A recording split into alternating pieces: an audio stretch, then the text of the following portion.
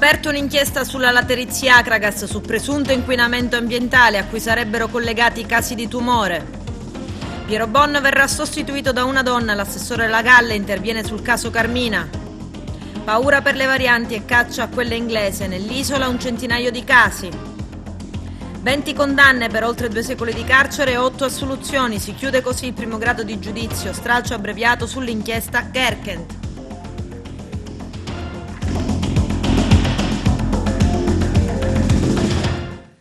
Bentrovati gentili telespettatori al nostro appuntamento con l'informazione. K di fumo a Piano Gatta ad Agrigento, aperta un'inchiesta sulla Akragas laterizie ed il presunto inquinamento ambientale a cui sarebbero collegati i casi di tumore della popolazione dei quartieri limitrofi. Il caso era stato sollevato la scorsa settimana da Maria Amico, il nostro direttore Arturo Cantella. Un articolato controllo è stato effettuato nello stabilimento produttivo di laterizi della ditta Laterizi Akragas Produzione Srl, sito incontrato Piano Gatta, dai carabinieri della compagnia di Agrigento unitamente a quelli del centro anticrimine natura del nucleo carabinieri ispettorato del lavoro, nell'ambito dei controlli relativi alla normativa ambientale e alla tutela della salute. L'azione nasce a seguito delle costanti verifiche sulle emissioni di fumi prodotti dalle ciminiere dell'impianto che negli ultimi tempi sono state particolarmente evidenti. Nel corso del controllo dei carabinieri sono state rilevate numerose illegittimità nel ciclo di produzione. Tali illegittimità si sostanziano in reati in danno alla salute, all'ambiente, alla sicurezza sui luoghi di lavoro. Sono state altresì rilevate criticità strutturali all'impianto che saranno oggetto di ulteriori approfondimenti. Il centro carabinieri anticrimine natura ha inoltre sequestrato 200 sacchi di un pericoloso materiale di scarto denominato Big Bag, contenenti rifiuti di materiale speciale e molto pericoloso. I carabinieri del comando provinciale di Agrigento, congiuntamente al centro anticrimine natura e al nucleo carabinieri ispettorato del lavoro, stanno svolgendo un'ispezione a sorpresa in un'industria per la produzione di latterizi, al fine di verificarne il corretto ciclo produttivo. Continua l'attività di controllo dell'Arma dei Carabinieri volta a tutelare l'ambiente e gli ambienti di vita. Oggi in particolare abbiamo fatto ingresso a sorpresa presso un impianto di laterizi al fine di verificare le emissioni in atmosfera e che queste rispettino i limiti imposti dalla legge. In particolare oggi ci troviamo nel territorio del comune di Agrigento e proseguiranno i controlli in tale ambito.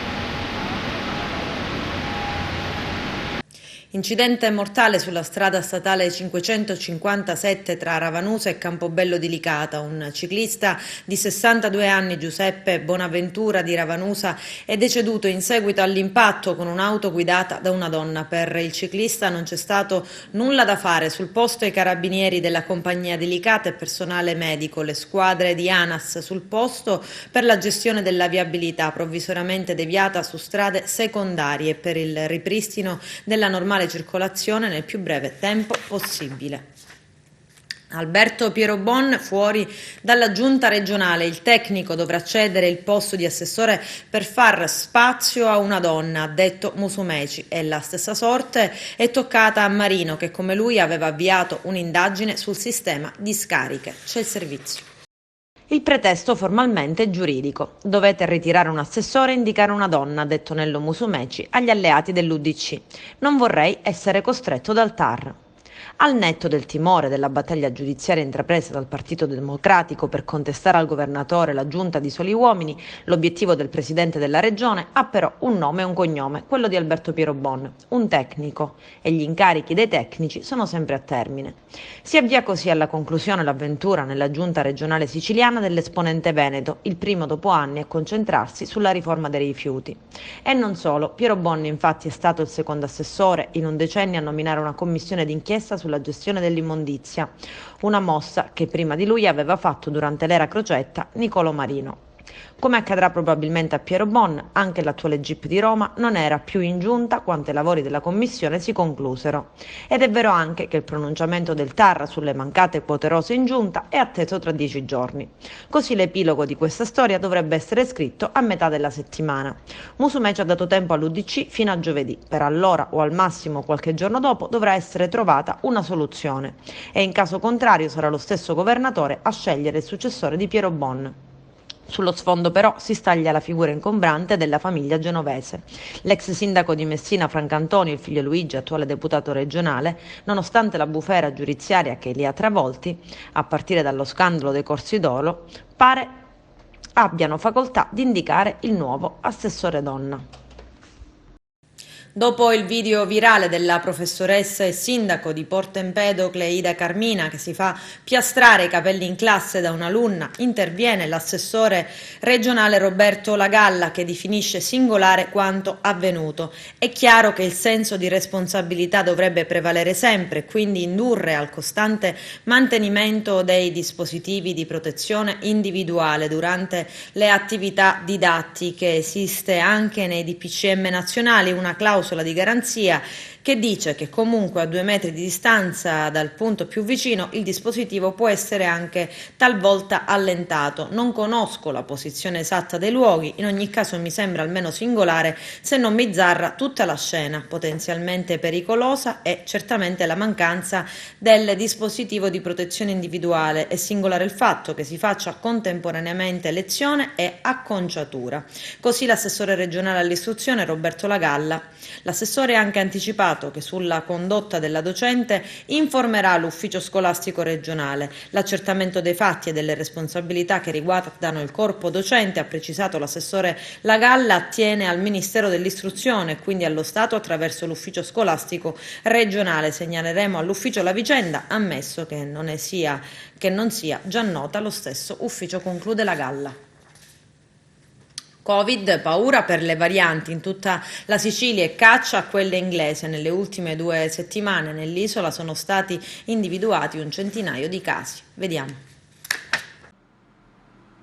Da quando il Covid-19 ha fatto la sua comparsa sono state registrate migliaia di varianti, ma mai come in queste settimane l'allarme è aumentato in tutto il mondo, con 3 mutazioni che hanno destato non pochi timori da parte della comunità scientifica. La nostra fonte, il quotidiano online del Giornale di Sicilia. Sono le varianti inglese, sudafricana e brasiliana, contro le quali si sta cercando di capire e captare quali vaccini possano funzionare o meno. A preoccupare di più la variante inglese, che è stata registrata nell'88% delle regioni italiane ed è presente anche in Sicilia, ed è la prima ad aver allarmato la comunità scientifica a causa delle numerose alterazioni a livello genetico che la caratterizzano. Si chiama B.1.1.7, secondo gli scienziati ha avuto origine nel sud-est dell'Inghilterra a settembre scorso. Le alterazioni che caratterizzano questa variante sarebbero almeno 23-14, delle quali localizzate sulla proteina spike, la chiave di ingresso del virus nella cellula. Stando alle osservazioni degli studiosi, questa variante renderebbe più semplice la propagazione del virus. I primi dati indicano che probabilmente è più contagiosa, ma non più virulenta, anche se recenti studi parlano di un aumento fino al 30% della letalità, ma non è ancora chiaro se sia un dato legato davvero alla sua gravità intrinseca o spiegabile con la maggiore diffusione di questo tipo di virus tra le categorie fragili. Dei primi studi infatti emerge che i vaccini Pfizer, Moderna e AstraZeneca funzionino contro questa particolare variante, dunque tranquilli. Le analisi indicano anche che è probabile che B.1.1.7 sia associato a un aumento di rischio di ospedalizzazione e morte rispetto all'infezione arcaica del virus, si legge nello studio illustrato sul sito governativo. La maggiore parte dei casi di Covid-19, anche quelli causati dalla nuova variante, non sono però fatali. Gli scienziati lo ripetono anche perché i decessi esaminati sono solo una piccola percentuale tra tutti, considerando considerando però che la variante inglese è capace di diffondersi il 50% almeno più delle precedenti forme del virus, e non è una buona notizia. Secondo il parere degli esperti, i paesi dovrebbero dunque accelerare le campagne di vaccinazione, poiché le varianti hanno maggiore trasmissibilità e potrebbero determinare una maggiore gravità della malattia, e i vaccini con licenza esistenti potrebbero essere solo parzialmente o in gran parte meno efficaci. La variante inglese del Covid-19 ora fa paura anche in Sicilia. Crescono infatti i casi accertati, ne sono stati isolati una ventina a Palermo tra un campione di positivi emersi alla Fiera del Mediterraneo, individuati con sequenziamento genetico effettuato al centro regionale qualità dei laboratori, e 4 tra i pazienti Covid dell'ospedale Garibaldi di Catania dopo l'analisi molecolare eseguita dal laboratorio del Policlinico. Da inizio gennaio ad oggi, dopo il primo caso diagnosticato su un passeggero proveniente da Londra atterrato all'aeroporto Falcone Borsellino, nei 4 laboratori di riferimento regionale in grado di sequenziare il virus, 2 a Palermo, 1 a Catania e l'altro a Messina, sono dunque emersi 83 soggetti contagiati dalla mutazione inglese del SARS-CoV-2, e tra questi risultano 53 residenti nel siracusano. Al comando provinciale dei Carabinieri di Agrigento è partita la somministrazione del vaccino AstraZeneca contro il Covid-19. A ricevere il vaccino i primi 100 militari dell'Arma. La campagna vaccinale proseguirà nei giorni seguenti per consentire di vaccinare tutti i carabinieri del comando provinciale di Agrigento, dove è stata allestita un'apposita sala. Il primo ad essere vaccinato è stato il colonnello Vittorio Stingo, comandante provinciale. Vaccino AstraZeneca per personale della scuola? Sì, ma in Sicilia quasi un insegnante su 2 purtroppo non potrà riceverlo perché troppo anziano. Nella lotta globale al Covid-19 l'età degli insegnanti rappresenterà quindi un ostacolo all'immunizzazione di una delle categorie più esposte al coronavirus e dalle sue varianti. Quella inglese, secondo alcuni studi, sarebbe veicolata proprio dai giovani come gli studenti delle scuole superiori. I dati sull'età dei docenti sono messi a disposizione dal Ministero dell'Istruzione. La Sicilia, per effetto del rientro nell'isola dopo i primi anni di ruolo al nord di migliaia di insegnanti, si piazza sopra la media nazionale. Nell'anno scolastico in corso, infatti, nella regione siciliana sono quasi 75.000 docenti a tempo indeterminato in servizio nelle scuole, il 45%, contro una media nazionale del 43% a un'età di 55 anni o ancora più, ma almeno 30.000 hanno già superato l'età massima prefissata dall'AIFA, l'Agenzia Italiana del Farmaco, per la somministrazione del vaccino AstraZeneca. In altre parole, se la somministrazione del vaccino sviluppato dall'azienda inglo-svedese e dall'Università di Oxford potrà essere inoculato ai soggetti di età compresa fra i 18 e i 55 anni, in Sicilia 4 insegnanti su 10 non potranno riceverlo e dunque in coda come tutti gli altri. A Palermo, per festeggiare il compleanno di un loro amico, hanno pensato bene di affittare una limousine, di trasformarla in una mini discoteca e di girare per la città. La festa è stata interrotta dalla polizia. Gli agenti hanno intercettato e bloccato a Mondello, in via Regina Elena, la lussuosa automobile e all'interno hanno sorpreso 8 giovani palermitani, tra cui una ragazza minorenne, intenti a partecipare a un vero e proprio party con alcol. Sono stati tutti multati. La limousine è omologata per accogliere 8 passeggeri, ma con le norme di contenimento della pandemia da Covid-19, però nei mezzi pubblici e nelle auto a noleggio può stare il 50% dei passeggeri, quindi solo 4. È scattata la multa anche per il noleggiatore. Riaprono le mostre e i musei siciliani, pochi turisti, invece il parco archeologico Valle dei Templi segna 42 visitatori dalle 10 alle 14. Arturo Cantello. I cancelli della Valle dei Templi hanno riaperto ieri ad Agrigento. Dopo 3 mesi di lockdown finalmente si fanno rivedere i turisti, grazie al fatto che la nostra regione è passata in zona gialla. Nonostante le giornate fredde, i turisti si rivedono anche stranieri, oltre una quarantina quelli che ieri, primo giorno post chiusura, hanno voluto riassaporare e rivedere i colori e le bellezze archeologiche della nostra valle. Una comitiva di cinesi, una famiglia di californiani, turisti catanesi e siciliani, il tutto nel massimo rispetto delle norme di sicurezza, con ingressi ben contingentati. Ad accoglierli i giovani di Coop Culture, un segno di ripartenza importante per il direttore della Valle dei Templi Roberto Sciarratta, nella speranza di poter riaccogliere il nostro pubblico. I siti culturali resteranno aperti fino al venerdì, con i fine settimana chiusi, stando alle nuove disposizioni del DPCM. Sono state altresì prorogate per 3 mesi le card annuali che permettono l'accesso illimitato alla Valle dei Templi.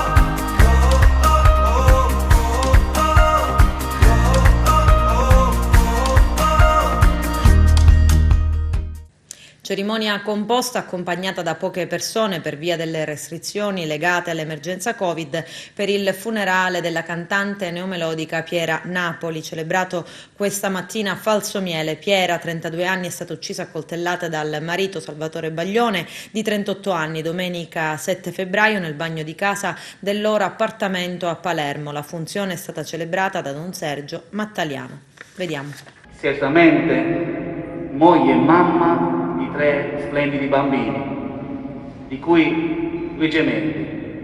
Ma ho cercato anche di conoscere chi fosse questa ragazza, proprio non perché, dovessi parlare a voi dicendo cose diverse dalla realtà o esagerando, ma cercando di comprendere e di capire chi fosse.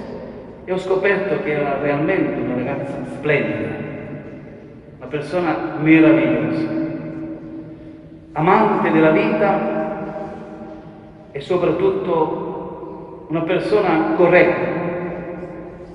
Così l'hanno conosciuta gli amici e anche le persone che con lei vivevano questa esperienza meravigliosa del canto. A papà e mamma, dove il dolore più grande certamente stanno vivendo in questo momento, in maniera silenziosa, discreta. Ho visto una madre e un padre fortemente privati del dono più grande che Dio può dare, i figli. Nessuno vi potrà mai restituire Piera, nessuno. Il vostro cuore è lacerato per sempre. Il vostro cuore è diviso dal dolore e dallo pianto che nessuno potrà mai ricolmare, ma certamente lo Spirito Santo potrà lenire le vostre sofferenze.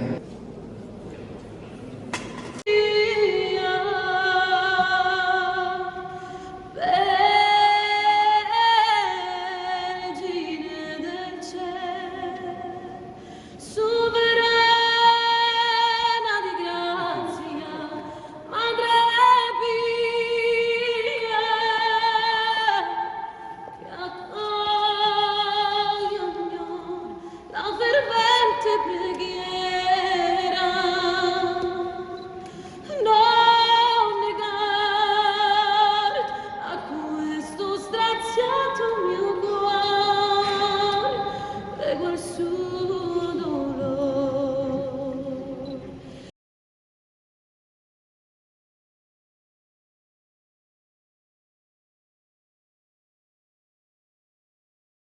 non si era rassegnato alla fine della loro storia d'amore con una giovane conosciuta poco prima e una volta lasciato avrebbe iniziato a perseguitarla, vessarla, arrivando addirittura a bruciarle la macchina. Gli agenti del commissariato di Porto Empedocle, su disposizione del GIP di Agrigento, avevano già notificato all'indagato, un 58enne di Porto Empedocle, la misura cautelare del divieto di avvicinamento alla persona offesa, nonché il divieto di comunicazioni con la stessa. Nonostante il provvedimento restrittivo, il 58enne avrebbe continuato a perseguire la donna, a tal punto che l'autorità giudiziaria ha inasprito la misura disponendo il divieto di dimora a Porto Empedocle. L'uomo è indagato per i reati di stalking, lesioni aggravate e danneggiamento aggravato.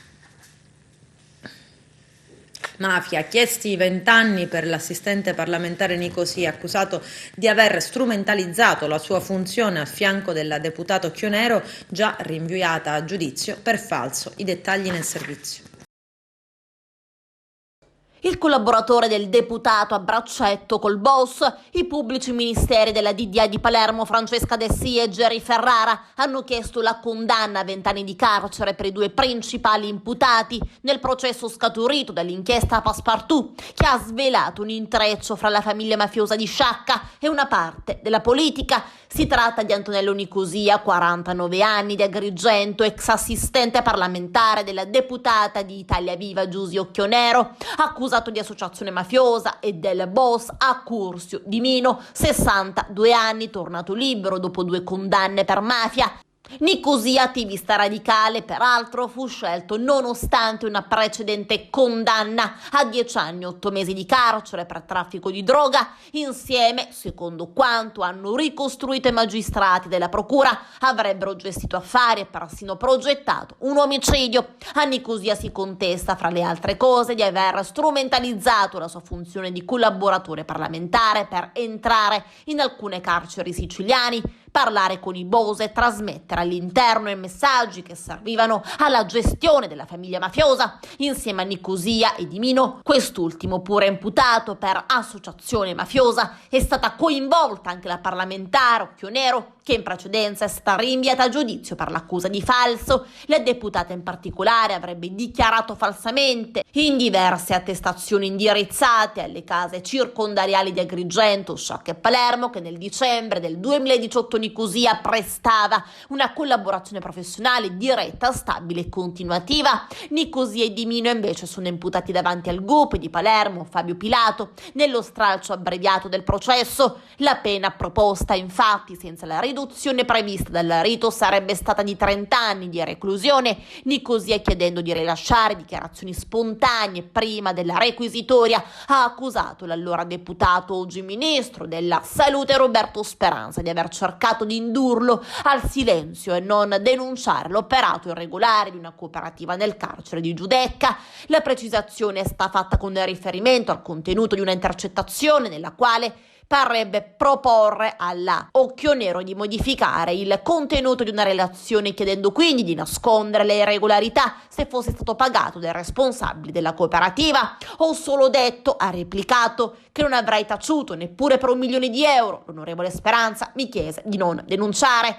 Chieste infine la condanna a 2 anni e 4 mesi per Luigi Ciaccio, 34 anni, e 2 anni e 2 mesi al fratello gemello Paolo, accusati di favoreggiamento personale con l'aggravante dell'aver agevolato l'associazione mafiosa. I due infatti avrebbero messo a disposizione locali di proprietà ed utenze telefoniche per aiutare lo stesso Nicosia, Di Mino ed altri associati ad eludere le investigazioni. I difensori, gli avvocati Salvatore Pennica, Gioacchino Sbacchi, Paolo Imbornone e Francesca Policelli, illustreranno le loro arringhe il prossimo 23 marzo.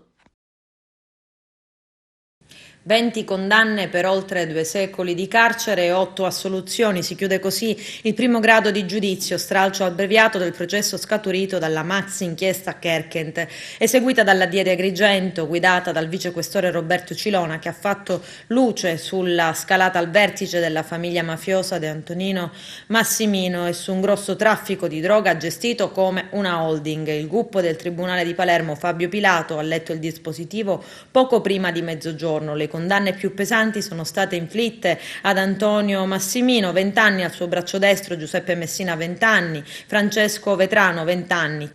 Tra le assoluzioni spiccano quelle dell'imprenditore Salvatore Ganci, che era stato arrestato dai carabinieri per una vicenda di recupero crediti con una violenza sessuale sullo sfondo, Valentino Messina, fratello del boss Gerlandino.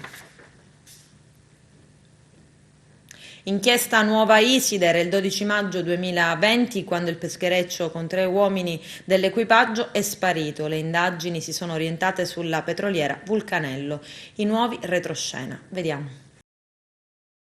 Torniamo anche oggi sulla tormentata vicenda legata al naufragio del motopesca di Terrasini Nuova Iside, che ha mietuto nella serata del 12 maggio 2020 3 vittime, ovvero l'intero equipaggio dello Iacono.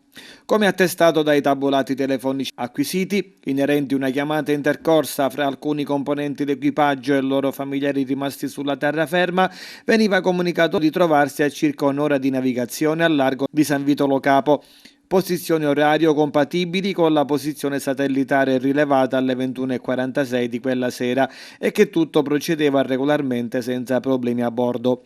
Ai familiari veniva anche comunicato che l'indomani mattina avrebbero tirato su il palangaro calato nelle ore precedenti e così poter rientrare successivamente nel porto di Terrasini entro mezzogiorno. Tale intenzione e modalità di pesca veniva confermata dal comandante di un altro peschereccio al quale Matteo Lo Iacono aveva riferito via radio la battuta del pescato. A onor di cronaca sia il palangaro che l'ancora galleggiante di segnalamento pesca vennero rinvenuti da altri natanti giorni dopo il naufragio e consegnati all'ufficio circondariale marittimo di Terrasini. Cristina Laimo, moglie di Giuseppe Lo Iacono, riferì l'indomani che l'ultimo contatto telefonico avuto col marito ancora per mare avvenne alle 20:40 del 12 maggio e che egli le comunicava che da lì a breve sarebbe andato a riposare. Dalle risultanze investigative parrebbe che la Vulcanello procedesse senza mai variare la rotta, mantenendo la velocità costante di circa 12 nodi con il pilota automatico inserito e con il bersaglio, ovvero il Nuova Iside, sempre in presenza sul radar e sulla sua rotta di collisione. Stando agli esami parrebbe anche che non sia stata adottata alcuna contromisura dal personale di bordo della petroliera. Dall'audio della scatola nera non risulterebbero comunicazioni o chiamate radio, nessun azionamento di avviso sonoro del radar, ma solamente la musica in sottofondo di alcuni brani musicali. Vi sarebbero al riguardo degli accertamenti per chiarire un'eventuale disattivazione degli allarmi, un'omessa manutenzione dei sistemi o una scelta consapevole operata dal personale di bordo. L'hard disk LTS della Vulcanello poi farebbe emergere alle 23:02:27 e per alcuni minuti rumori nitidi potenzialmente idonei, si legge fra le righe della procura, per essere prodotti dal contatto ripetuto di un oggetto di grandi dimensioni con l'opera morta della nave e provenire prima da prua per poi terminare a poppa. I sistemi di bordo hanno accertato anche una riduzione della sua velocità di circa 4 nodi rispetto a quella di crociera mantenuta precedentemente e successivamente, ma anche una variazione repentina dell'angolo del timone e anche della rotta di circa 1 grado, ampiamente compatibili con una potenziale collisione. Circostanze sopracitate da far ritenere plausibile anche che il personale di plancia abbia avvertito i rumori e verificato cosa potesse essere successo, ma non risulta alcun segnale di allarme lanciato dagli stessi né la predisposizione di soccorsi in mare. L'eco radar che segnalava la presenza del peschereccio Nuova Iside scomparirà del tutto subito dopo. Ma torneremo sempre sull'argomento nel corso delle prossime edizioni sempre dei Video Sicilia News.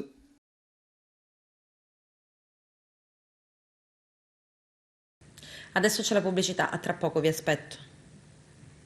Cartelle esattoriali, indispensabile una nuova proroga. Arturo Cantella. Un appello della Confedercontribuenti per mezzo del suo presidente nazionale Carmelo Finocchiaro viene fatto al Premier Draghi che prenda subito impegni a tutela delle imprese e il ministro Franco lavori a un nuovo fisco e una rottamazione seria.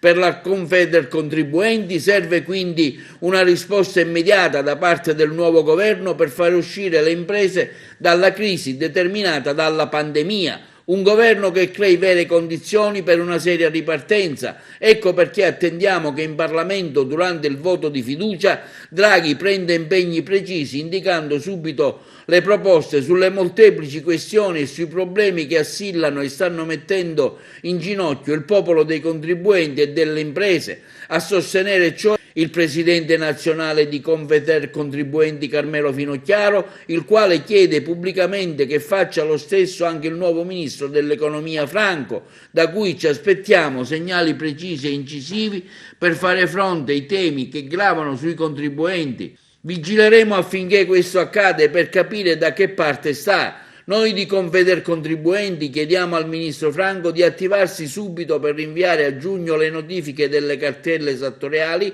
gli atti dell'Agenzia delle Entrate, perché serve varare un'immediata rottamazione con modalità di rateizzazione compatibili con la situazione reddituale di ognuno, ovvero con rate che non eccedono di oltre il quinto del reddito del contribuente alla data attuale, ma anche il saldo e lo stralcio per quelli meno ambienti.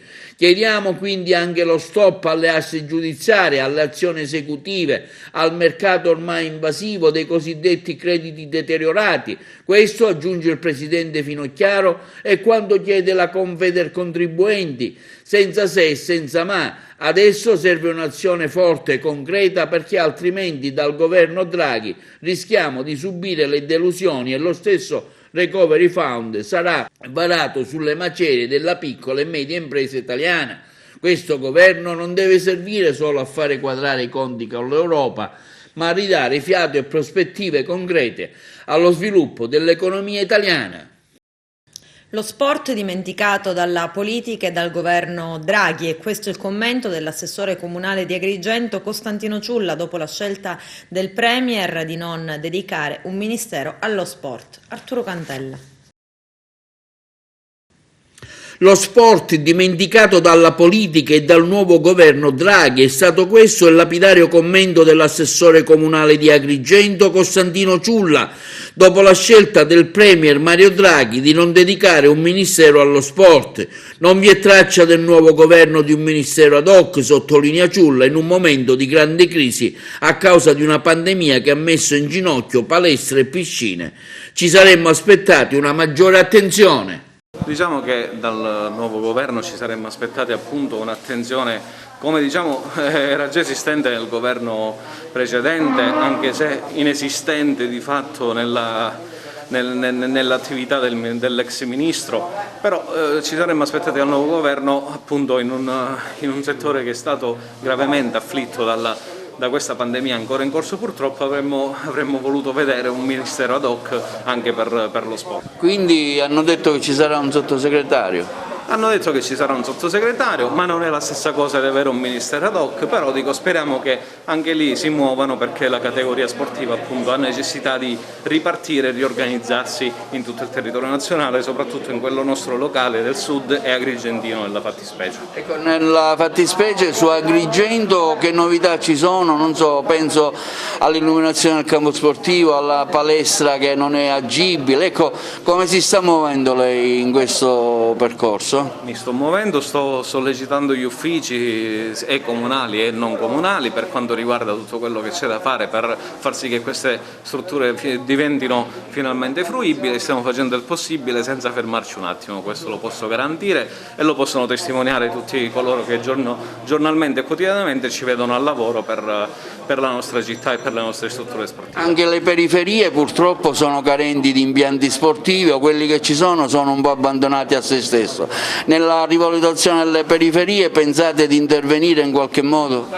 Interverremo, come dicevo, ho detto sin da subito, noi stiamo facendo un piano un inventario di quelle che sono tutte le nostre strutture della città che sono abbandonate, oppure sono incomplete, affidate e non affidate, e anche gli affidamenti andare a vedere un attimino i termini e le condizioni di tenuta appunto delle strutture. Quindi sulle periferie è chiaro che ci sarà un'attenzione particolare per valorizzare quantomeno quelle strutture che possono aggregare i giovani, i ragazzi e le società sportive che oggi con grandi sacrifici comunque tengono in piedi anche le società, appunto. Abbiamo strutture come quella di Villa Seta abbandonate da decenni, pensate in qualche modo capisco che è difficile, ma insomma di sbloccare e portarle a termine? Struttura di Villa Seta, dico, non so a quale fare riferimento particolarmente, però dico Villa Seta, pensiamo al Parco del Mediterraneo, pensiamo alla piscina comunale, pensiamo all'incompiuto, incompleto anche ex campo di rugby, che non mi piace vederlo personalmente come campo per accogliere il circo e basta, quindi è chiaro che anche lì ci vorranno dei finanziamenti importanti e delle risorse per comunque completarle e renderle fruibili. Dico, la piscina è chiusa per Covid, però era funzionale ed è funzionale. Il campo di atletica è un altro punto che vogliamo anche affrontare e comunque vedere di recuperare in qualche modo. I carabinieri di Agrigento hanno denunciato un uomo di 48 anni di Agrigento per possesso e detenzione abusiva di armi. I militari durante un controllo hanno sorpreso l'uomo con addosso un pugnale. A seguito di una perquisizione domiciliare sono state ritrovate oltre 40 armi bianche di vario tipo immediatamente sequestrate. Una ricompensa di 500 euro in contanti a chi riuscirà a fornire indicazioni utili che possano portare all'identificazione e alla denuncia di chi la notte dell'11 febbraio scorso ha strappato una cucciolata di 6 cagnolini ancora sporchi di placenta alla madre e li ha buttati via come spazzatura in uno scatolone in località Fossa del Leone a Santa Margherita di Belice, in provincia di Agrigento, condannandoli a morte certa. Solo la telefonata di una passante e l'intervento dell'Oasi Oana hanno salvato la vita a 5 di loro, che tuttavia stanno ancora lottando tra la vita e la morte. Uno purtroppo era già morto all'arrivo dei volontari. Grazie ad una signora dal cuore grande che si è offerta di pagare questa cifra, oggi lanciamo questa iniziativa, spiega Chiara Calasanzio, fondatrice dell'Oasi Oana di Santa Margherita di Belice, che al momento accoglie quasi 100 cani salvati dalla strada. È necessario che la gente inizi a comprendere che questi crimini non rimarranno più impuniti.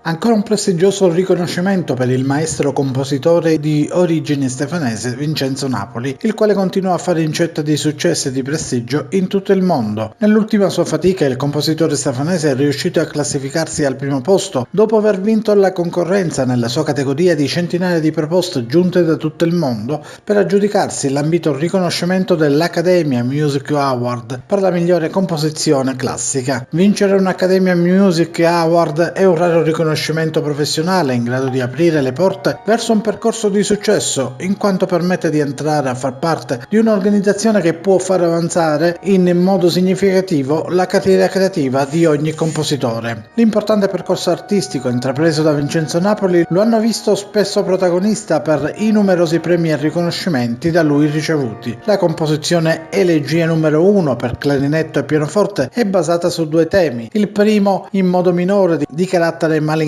espressivo, mentre il secondo in modo maggiore di carattere cantabile espressivo. Vogliono descrivere 2 aspetti della splendida terra di origine del compositore Vincenzo Napoli, che è la Sicilia. Nella prima parte la malinconia, una malinconia vellutata che ti sfiora e che tocca dei punti quasi impercettibili dell'anima, mentre nella seconda parte la serenità, la gioia e la luce di una terra magnifica. Con la stessa composizione nel mese di novembre scorso il clarinettista bielorusso Mattia Mitkovets ha vinto il Grand Prix della terza edizione dell'International Festival Competition Music of the World di Israele, che quest'anno si è svolto online dal 19 al 22 novembre 2020 con la partecipazione dei rappresentanti di 20 paesi: Israele, Stati Uniti, Canada, Inghilterra, Germania, Polonia, Norvegia, Paesi Bassi, Spagna, Ungheria, Russia, Ucraina, Bielorussia, Moldavia, Australia, Cina, India, Singapore, Filippine e Nigeria. Il brano del compositore stefanese Vincenzo Napoli era stato eseguito in prima assoluta in Italia nel mese di maggio 2019 dal clarinettista Domenico Calia.